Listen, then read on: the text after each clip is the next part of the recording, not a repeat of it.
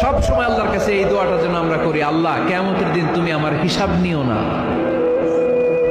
আল্লাহ তুমি আমার বিচার বসিও না, আল্লাহ তুমি দয়া করে আমারে মাফ করে দিও। আল্লাহ যার বিচার করবেন ও জাহান্নামে যাবে, আর যার বিচার করবেন না সে জান্নাতে যাবে। আল্লাহ যদি বিচার করে আর পাই টু পাই হিসাব নেয়, নামাজ পড়লি না কেন, রোজা রাখলি না কেন, মিথ্যা বললি কেন, খাদ্যে ভেজাল দিলি কেন, মাছে ফরমালিন দিলি কেন, যৌতুক খাইলি কেন, ঘুষ খাইলি কেন, উল্টাপাল্টা করলি কেন, জিনা করলি কেন, একটার পর একটা প্রশ্ন বানে যদি সেই ভয়ঙ্কর দিনে আল্লাহ আমাদেরকে জর্জরিত করে, আমাদের কোনো উত্তর আছে? সেদিন আমাদের বাঁচার কোনো উপায় আছে? চলে যেতে হবে। দালান ঘর, বাড়ি ঘর, টাকা পয়সার জন্য পাগল হয়ে থাকে আমরা, কিন্তু এটা আমার আসল ঘর নয়। যেই গোসলখানাটারে আমি এত সুন্দর করে টাইলস করে ইটালিয়ান ফিটিংস দিয়ে বানালাম, আমার জীবনের শেষ গোসলটা কি ওই গোসলখানায় হবে? কথা বলেন, যেখানে লাশ ধোয়ায় ওইখানে আমার গোসল হবে। এগুলো আমরা ভাবতে চাই না।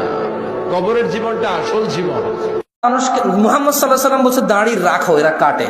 বলছে টাকনুর উপরে প্যান্ট পরো, এরা নিচে পরে। এখন নায়কেরা দাড়ি রাখে, এরা দাড়ি রাখে। আল্লাহ তাআলা বলছে হালাল খাও, এরা সবসময় হারামের প্রতি ঝুঁকে থাকে। ইসলাম যত কিছু আদেশ করছে, মুসলমানদের বর্তমানে কাজ হয়ে গেছে সবকিছুর বিরুদ্ধচারণ করা। ওয়াল্লাহি যদি শুকর খাওয়া হালাল হতো, কেউ শুকর খেত না, গরু খেত সবাই। যদি মদ খাওয়া হালাল হতো, এই মুসলমানরা মদের প্রতি এত আকৃষ্ট থাকতো না, সবাই পানের প্রতি থাকতো আকৃষ্ট।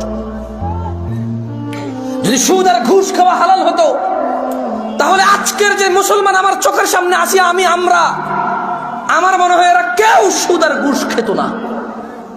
ওয়াল্লাহি যদি নামাজ পড়লে পাপ হতো, তো ফজরে তুমি মসজিদে জায়গা দিতে পারতা না।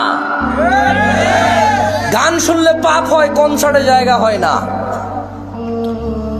গান শুনলে পাপ হয়, কনসার্টে জায়গা হয় না। সিনেমা দেখলে পাপ হয়, ইন্টারনেটে মিলিয়ন বিলিয়ন্স ভিউ হয় ওইটার।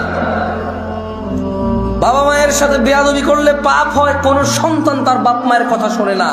একটা সামান্য মেম্বার, ইউনিয়ন মেম্বার, ও বেটা এখন 2 লাখ টাকা খরচ করলে হওয়া যায় কি? আগের যুগ আছে সম্মান হতো।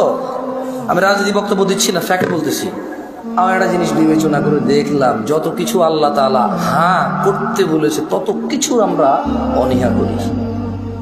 উনি বলেছে বিয়ে করো 2টা 3টা 4টা পছন্দ মতো তৌফিক অনুযায়ী।